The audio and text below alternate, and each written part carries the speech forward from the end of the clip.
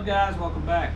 Hey, sorry I've been out of the game for a little bit. I invested in a little trailer for myself, and 100% of my time has been going towards that. So I'm actually in it right now. So I went and bought a used trailer. Only been pulled one time, 2019. Pretty much in good shape, but I'll show you what all I've done to it. It was a bare trailer when I got it, so did some race deck flooring in here.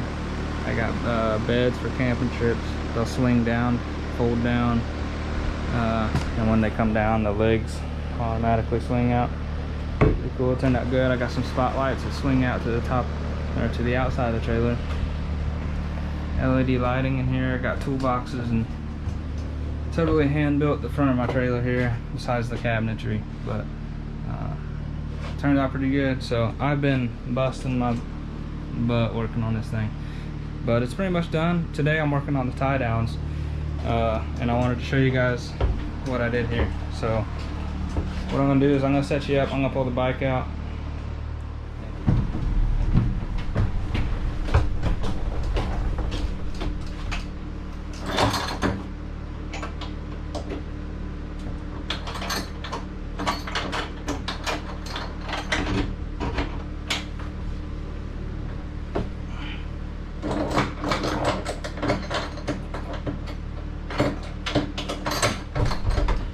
That's it. So I can push forward and back. This thing ain't going nowhere just because it's locked down at the pegs. So super cool design. There's plenty of designs out there like this, but they're pretty expensive. So I made my own. I'm gonna take you out of the mount here and show you what I got. So what I did is I built some flat stock. I cut some flat stock here and ran a eye hook through it. Standard turnbuckle. I opted to go with the closed end on the eyelet on both ends, and then this is my E-track flooring here. So I had to get a D-ring to go from the turnbuckle to the E-track flooring, but super easy concept and an effective concept. It works well, and these bikes ain't going nowhere. I've actually seen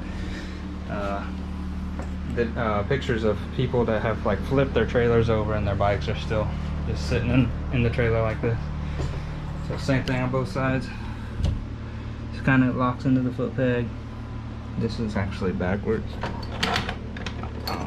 Flip this around so it's over the peg better. Like that. I offset the hole because we're going to be coming into the back of the peg, so it's got to be longer to reach across. So that's my lockdown setup, guys. Pretty easy, pretty cheap. I think these were $2, $4, 97 cents. So that's it.